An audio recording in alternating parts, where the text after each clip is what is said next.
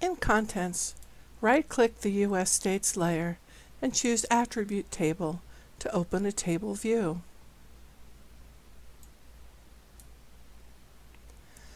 Open the Table View ribbon and examine its buttons.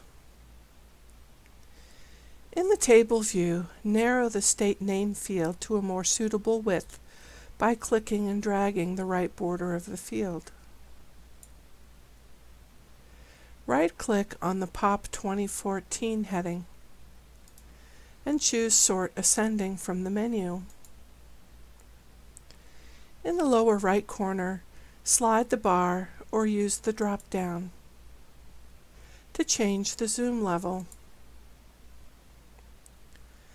Examine the text at the bottom that says 0 out of 51 selected, indicating that there are 51 records in this table, 50 states plus the District of Columbia.